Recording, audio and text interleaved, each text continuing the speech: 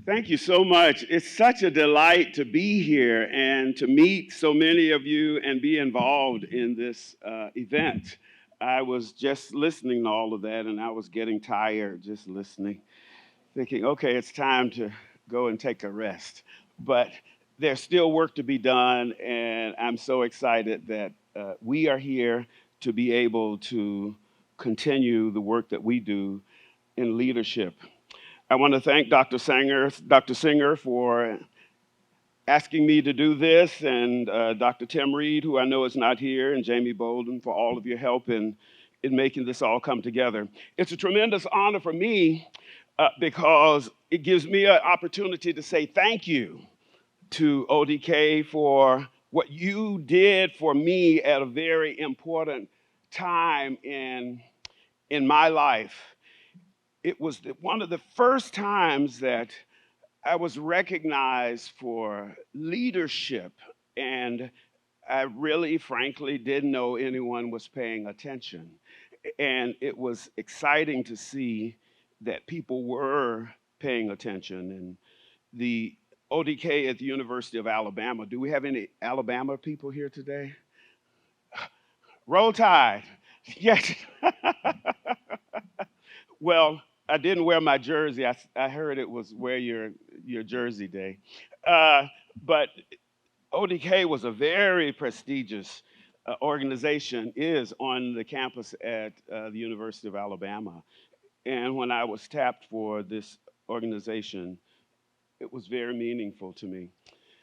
I grew up in Montgomery, Alabama during the civil rights movement, and my father was a postman, and my mother was a school teacher. She was actually a librarian. And it was when I was growing up, integration into schools didn't happen until I was in the sixth grade.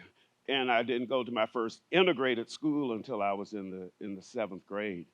So my mother, who was a librarian, could only teach at schools, at black schools in Montgomery. And if all the positions were filled, then you had to go to another county. And so every day for my mother's career, she and about three other teachers drove about 60 miles a day to another county in order to be able to teach. My dad was a postman, and he also had a small grocery store. And so, and I was the only child. And so they were busy with their work of living, and it was in Montgomery, Alabama, during the civil rights movement. And when I think of leaders that had an influence in my life in the late 60s and 70s, I'm really appreciative of how rich that time was when I was growing up. And I really didn't appreciate that until I got to be an adult. Um, Leaders like Dr. Martin Luther King, who lived right around the corner from my house. Leaders like Dr. Ralph David Abernathy, who was Dr. King's assistant, and he was my dad's pastor. And my father was a deacon at First Baptist, where Reverend Abernathy was the minister. And we knew the King and the Abernathy family, and they were like family to our families. And I didn't realize at the time how important that would be. Uh, Another one of my neighbors down the street, about three houses, was a man by the name of Charles Langford. And you may not know him, but you knew probably his most famous client, Rosa Parks. He and Fred Gray were the law team that represented Rosa Parks in the Montgomery bus boycott, the 380-day boycott that led to the Supreme Court ruling that segregation on public transportation was unconstitutional. These were people in my circle as a kid that were doing great things and important things, not only for Montgomery, Alabama, but for the entire nation. And it was rich to be able to grow up with those people. Those are the people you knew about. there are other people, and you have these in your circles as well, people who we won't know, but people who were very important to you. For me, it was a person like Mr. Petway, who was my middle school band director. You remember I said that desegregation didn't happen until I was in the sixth grade. So I went to my first integrated school when I was in the seventh grade. And Mr. Petway was a band director who had been assigned there. He was a man of color, and he became one of my mentors as he helped me to see the possibilities in music as I played my baritone, my trumpet, and my baritone horn. And I played that through my junior high school. And then Mr. Duncombe, my senior high school band director, who was also a man of color. And you have to remember that this is the first time that integration had happened in Montgomery. And so for me to have these leaders who were people who looked like me so early in my career was really important. And I didn't realize that until later. Part of the challenges we're having now in different places is that we don't have enough people who look like the students whom they serve. And so it is a challenge that we still have to work on in order to make sure that people who are going to school see people like them in leadership positions in front of them. Miss Grayson, my high school choir director, who helped me to understand that maybe I could sing. And our choir was not very good, but they were energetic. And so all of the band members, the guys in the band, got together in the 11th grade, and we decided that we were all going to join the choir in order to help the choir out. So that, and then 11th to 12th grade, they were actually pretty good because all the guys were there. But these people were very influential people to me. And probably the most influential person to me as a leader was my dad. My dad was an amazing man, and he was an amazing influence. He had more energy than I could ever imagine, and he was involved in so many ways in the community. Not only was he helping Reverend Abernathy and Dr. King in the civil rights movement, but he also made sure that he took time for his only son, me, and helped me to understand the world. He helped me to understand the importance of love over hate. He helped me to understand the importance of kindness over cruelty. He helped me to understand patience and persistence. And he had a model of an unflappable work ethic. He worked at the post office at night so that he could run his grocery store during the day and be there every day for me when I came out of school, because especially at the beginning of the desegregation, the schools didn't want us there. And so my father would be at the end of the walkway, and he would tell me every day, son, I want you to get out of the car. I want you to walk to the school. I want you to walk inside. And then when it's over, I want you to come back and I'll be here. And for every day in my junior high school and middle in high school, he was there. He was a model church member. My family was a praying family for so many reasons, but he was always in church and always supportive of the agendas as the civil rights movement was happening in Montgomery, Alabama. I remember the Selma to Montgomery March, although I was too young to attend. And I remember so many civil rights activities that my parents were involved in. My family was not a musical family, but my dad loved to sing. And so we would sing at home, and he had a beautiful voice, but it wasn't a trained voice. But there were not many opportunities for young black kids who were involved or interested in music when I was growing up in elementary school. And we used to house young men who went to the local college. Alabama State was the name of the college, Alabama State Teachers College. And one of those young men played the trumpet. and I was going into the third grade. And I heard that music as he was practicing in his room. And I said, Dad, I would love to learn how to play the trumpet. And so he said, okay, son. He took me down to the local music store, arts music shop, and we rented a trumpet. And he said, well, son, would you like trumpet lessons? And I said, yes, Dad, I love trumpet lessons. And so he went up to the local school, which is a block from my house, and talked to the band director, Mr. Ellis, and he said, my son wants trumpet lessons. Would you be able to teach him? My dad said yes. Mr. Ellis said yes. And so the next Monday, I went up for my first trumpet lesson.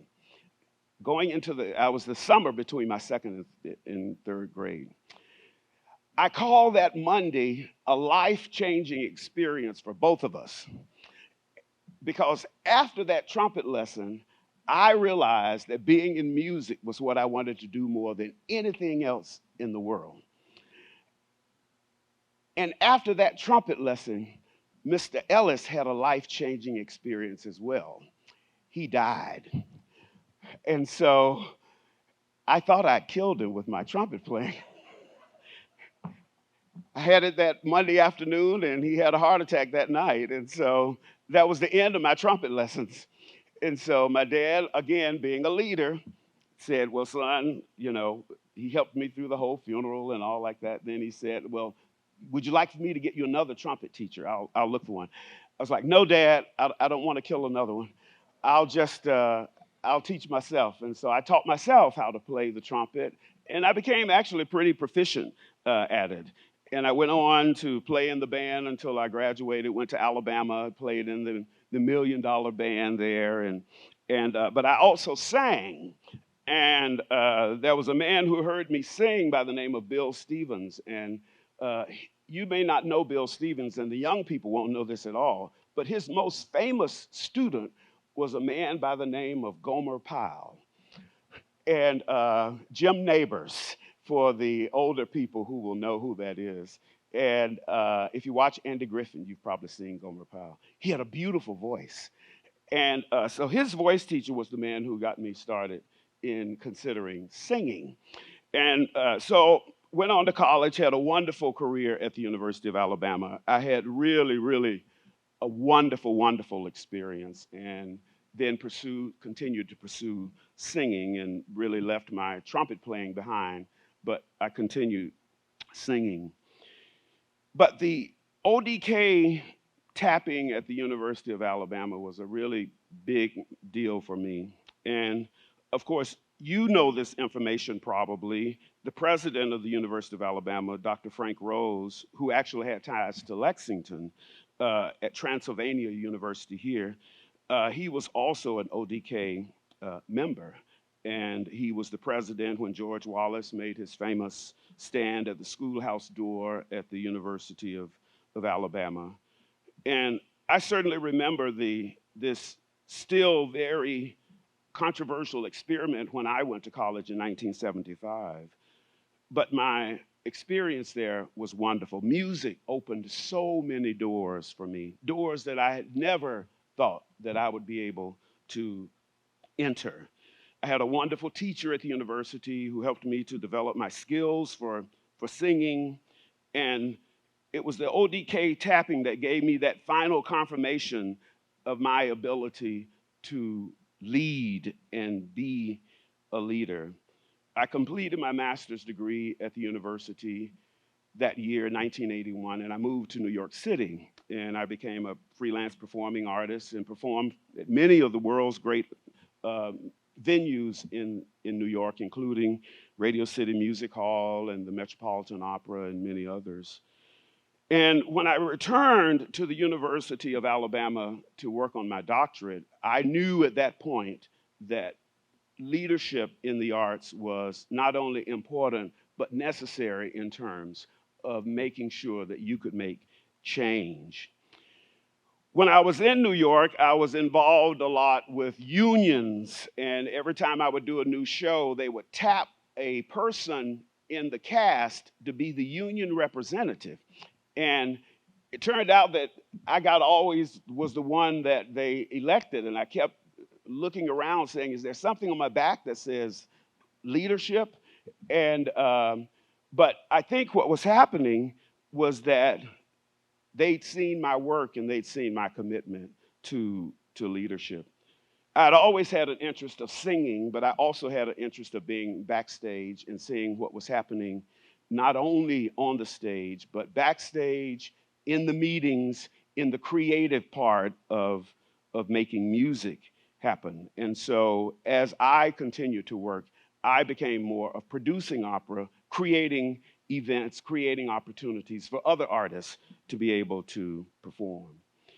Arrived at UK in 1991, and at the time that I arrived here, UK had a very small faculty of people of color. And there was a chancellor here at the time by the name of Dr. Robert Hemingway, and he created a program called the Chancellor's Minority Incentive Program, and it was a program to bring more faculty of color to the university. And when I arrived, the local student newspaper, the Kentucky Colonel, interviewed me, and for a story, and they asked me how it felt to be an affirmative action hire. And I said, feels fine. I'm okay with that. I felt fine because I knew I was qualified. I felt fine because I knew I had done the work. I had put in the hours. I had put in the hours in the practice rooms. I had worked to perfect my gift. I had worked to hone my craft. I had done the performances. I had made the contracts and the contacts. I had done the schooling. I had applied and achieved the highest degree possible. I had done my work to prepare for that moment to be a full-time professor in music at the University of Kentucky. But yet, because of the color of my skin, I was thought not necessarily qualified, even with the requisite credentials to be employed here. And it was perceived by this student reporter that I was only hired because of a federal program. I said to the student interviewer that I felt fine about being hired because I knew that I was qualified. What affirmative action did was just simply open the door.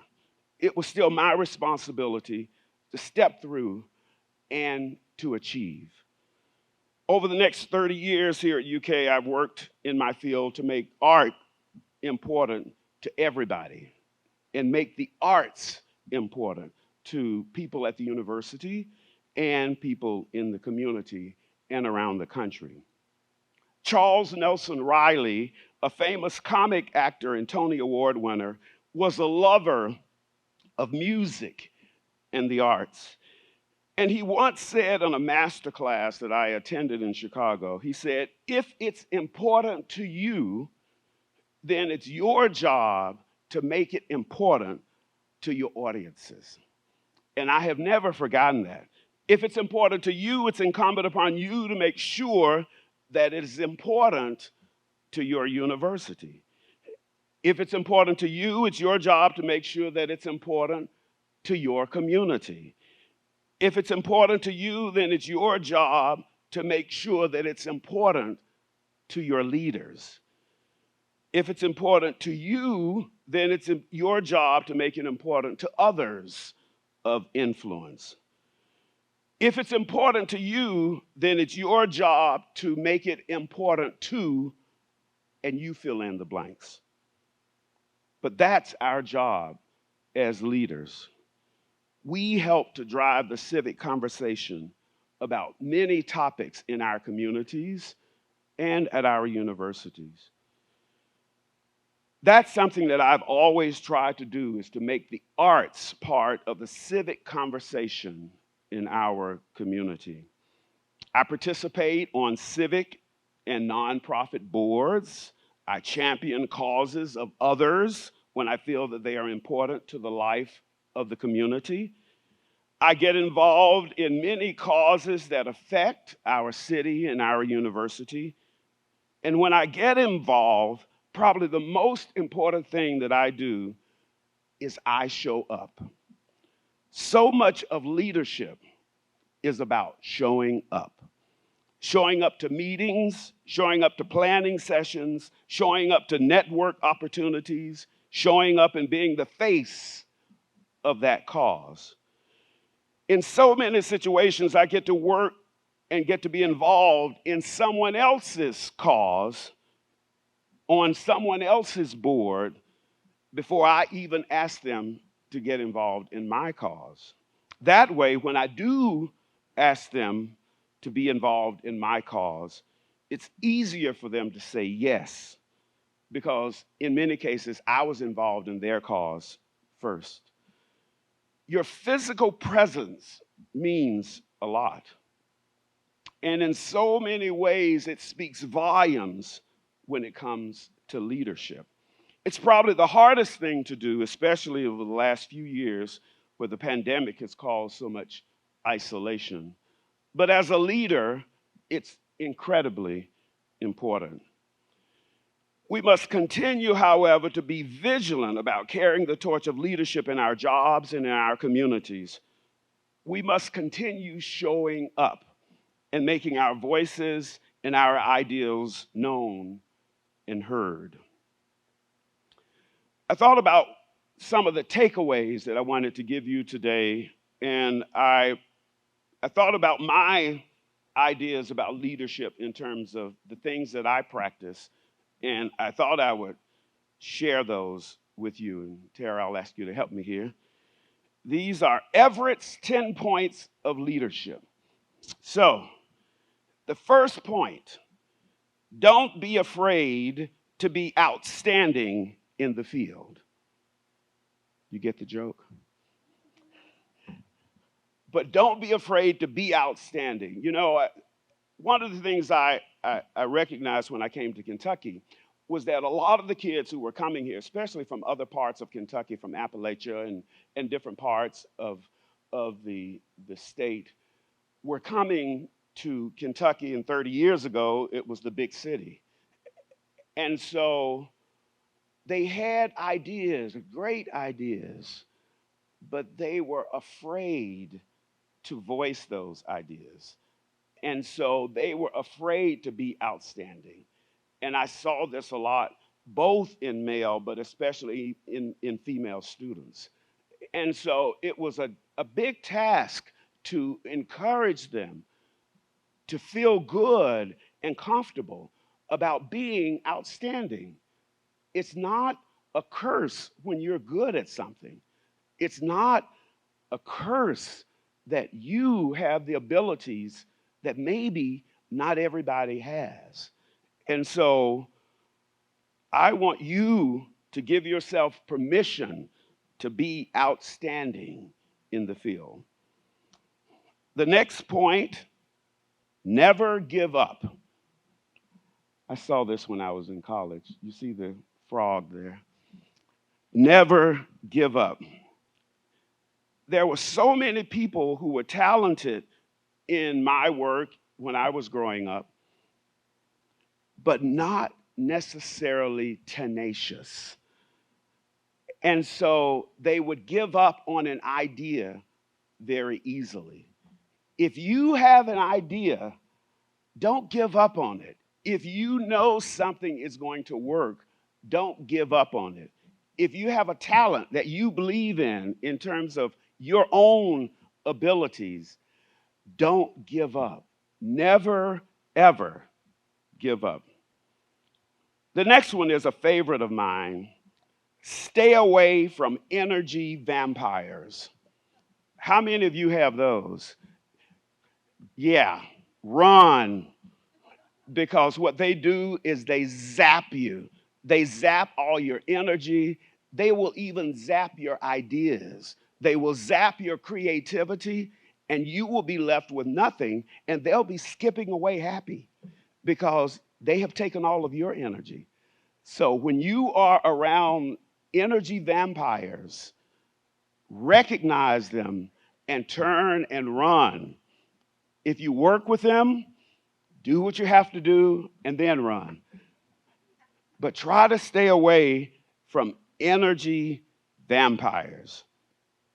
The next point, remember that not all people see what you can see. You have the vision. And if you have the vision, not everybody else around you will have that. And this goes back to that first slide of being outstanding in the field.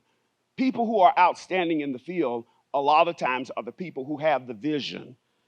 But because of peer pressure and because of the social pressures, it's very difficult for them to champion their own ideas. But when you have an idea, then it is incumbent upon you. You must then be tenacious about that idea and unapologetic about that idea because you can see it and not a lot of other people can. The famous Wayne Gretzky, who was a hockey player, broke all scoring records and was immediately inducted into the Hockey Hall of Fame. And they asked him one time, they said, "How is it that you can score so well and do so well?" And Wayne Gretzky said, "Some people see the puck where it is. I see where the puck is going." That really made an impression on me because I think that's another thing that leaders do. They see where the puck is going even before the puck gets there. And so, as you see where it's going, celebrate that and be unapologetic about it. Number 5, don't be afraid to be the face of your idea and the face of your movement. So I have to tell you a story. I created the show, and the reason I haven't been involved in the evening activities is because I created this show called It's a Grand Night for Singing. It's a big musical review, and I was really hoping that this conference was next week because we open next Friday, and then I would have invited you to the show. We just moved into the theater last night, and so since it's my creation, it's difficult for me to be away. We started off with one performance, and now we sell out 8 performances in a 1,500-seat theater, and it's one of the big events in Lexington, and so I can't really be involved a lot because I had to be there. But my Kroger experience is that Kroger is our local grocery store for you who are out of town. And I cannot go into Kroger without someone stopping me first to introduce themselves. And then the second thing they do is tell me how many years they've been to Grand Night. Because at the beginning of the show, I always have people raise their hand if they've been there 5, 10 years, 15 years. This is our 30th year. And so in Lexington, I happen to be the face of opera. And you know what? I'm okay with that because opera was my idea here. When I came here in Lexington, Kentucky, the first thing I realized is that there was a tremendous amount of talent in Kentucky.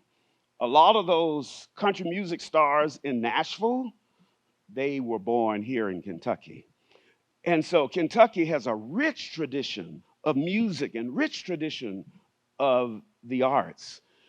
And so the director of the school at the time said, "I want to have an international vocal program." And I said, "Well, the way you do that, to get your best singers in the country to come to your university, you have to have a great opera program." And so we went from no opera program, or a very small one, to now an international opera program here that's recognized all over the country. And I can challenge you to any city that you go to, you're probably going to hear a UK grad singing in the opera program, in the opera company there. And the opera companies know about the work at UK. And you think, UK? We know basketball, we know bourbon, we know horses. Well, guess what? We know opera here. And, but I happen to be that face. And so I'm okay with that because I know that a lot of times in leadership, you have to have a face. And so if you happen to be a person that's not comfortable being the face, then find somebody in your organization who can be the face. Find your passion And if you find your passion, you never have to work a day in your life. I'm still waiting to work my first day because every day I get up, I look forward to doing what I'm doing. After my traumatic experience with Mr. Ellis in the third grade, I got in the high school band. I was the third grade kid in the high school. I was in the high school band, and we went to this college where it was a black college in Alabama State, and they had a laboratory high school. So we didn't have enough money to have uniforms for both the high school and the college. And so the high school would play on Friday, then we'd have to turn the band uniforms in, and then the college would use them on Saturday. Well, we would get issued our band uniforms on Thursday. I would put my band uniform on the back of my door in my room and stay up all night looking at it, just waiting until the next day that I could get in my band uniform and march because I was passionate about music. And so, what I say to people is find your passion, whatever your passion is. Find your passion and pursue your passion. Some people, surprisingly, have a passion about numbers. Did you know that?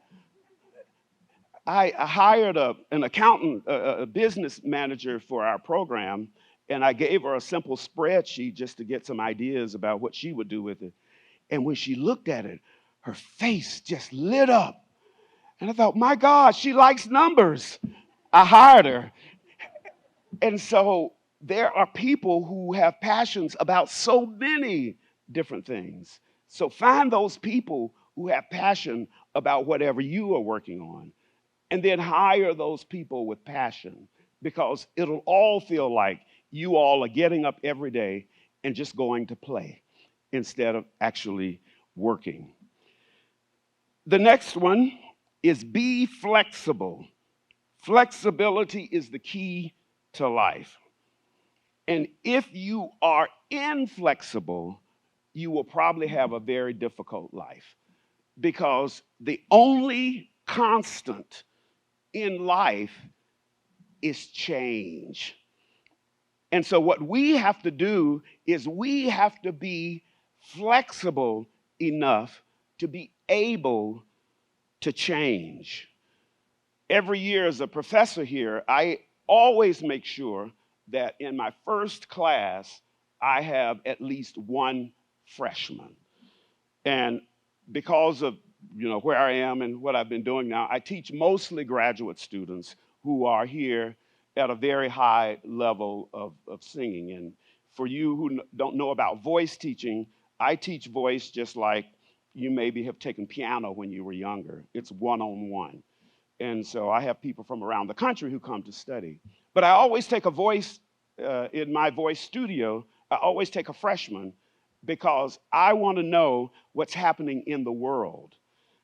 And I want to know what's happening through the world through the eyes of a young person, through the eyes of a freshman, so that I can see what they are seeing, so that I can make decisions as to whether or not I need to change my approach to teaching, change my approach to counseling, advising, so that I can be flexible to change. This program that I was telling you about, I love the old standards like Rodgers and Hammerstein and Lerner and Lowe. The young people don't know much about Rodgers and Hammerstein and Lerner and Lowe. So I have to make sure that I'm doing something else that they will know. Hamilton and Greatest Showman, things that people are responding to, young people are responding to it. And so as leaders, we have to be able to see where the wind is going and decide if we need to make change in what we're doing. If you can be flexible enough to change and nimble enough to change, then what's going to happen is it'll help you to remain even more current. As many of us, all of us, have been going through, of course, what's been happening socially with Black Lives Matter over the past few years. I'm incredibly curious about what's going to happen in terms of the structure of our country and the systemic racism and all of these things that are now being addressed as a result of the Black Lives Matter movement. The music that's going to be created as a result of the Black Lives Matter movement. It's all about change. And the change is happening with the young people because young people are now realizing that a lot of these systematic structures that have been in place for years need to change. And so I'm looking forward to what's going to happen with the young people as they get into positions of leadership and make the determination that a structure that has been in place for years and years and decades is no longer viable and must change. And so I challenge you as young people to be that change and to look in there and make sure that change is happening. And being flexible makes that more possible. The next one, number 8, there may be more talent, there may be people who are more talented than you, but never let them outwork you. I engaged with a lot of people who were incredibly talented, gifted beyond measure, who were able to do some amazing things, but they didn't want to work hard. And my wife has a magnet, a refrigerator magnet on our refrigerator that she found, and it says, "Work trumps talent when talent doesn't work hard." And so there are a lot of marginally talented people doing amazing things because they have chosen to work hard. And then, of course, there are incredibly talented people doing amazing things because they have chosen to work hard. But then you also have incredibly talented people who are not rising up to the standard because they've chosen not to work. And so never let anyone outwork you. And you have to give yourself self-affirmations to say that I can do this. It's important to me. I'm going to make it important to my community, and I'm going to work hard to make sure that that happens. The next point, lead with grace, humility, and humbleness. Every team takes on the personality of their leader. If you are an inflexible leader, you're going to have an inflexible staff. If you are an unhappy leader, you're going to have an unhappy staff.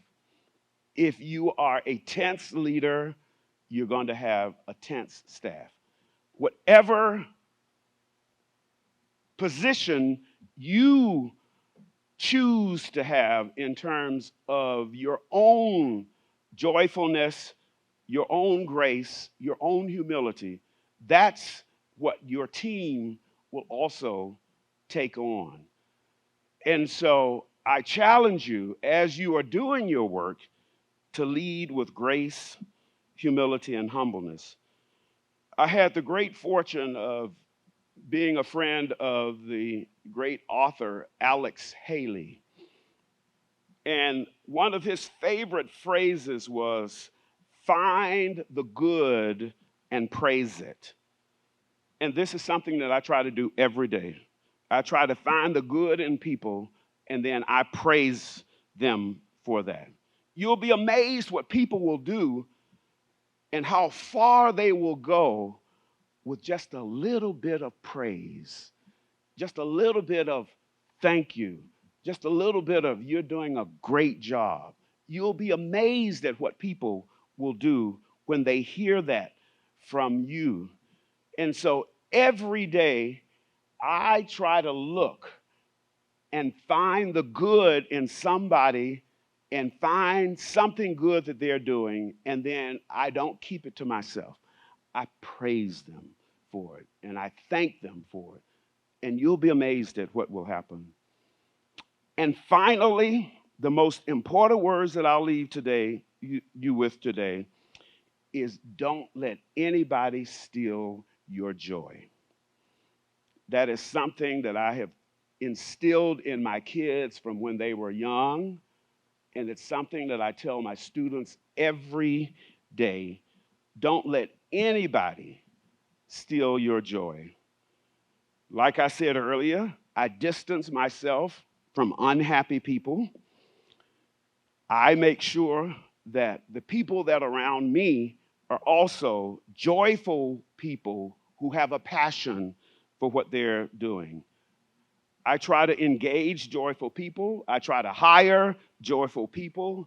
I recruit joyful students. I work with people who find joy in what they're doing and joy in celebrating the gifts of others as they work on their accomplishments.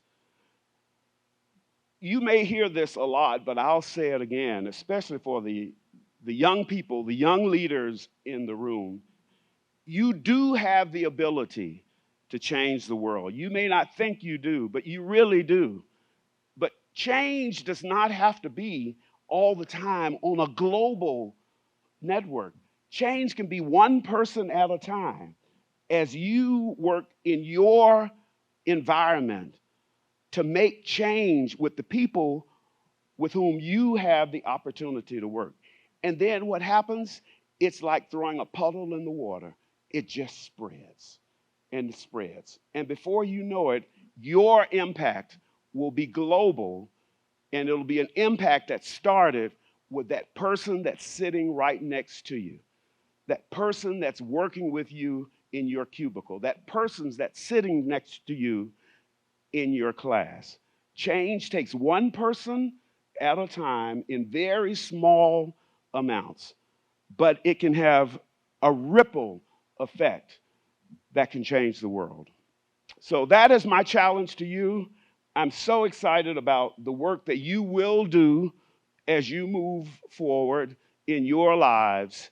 And I hope that you will take ODK with you and the leadership tenets that it has, and let's change the world.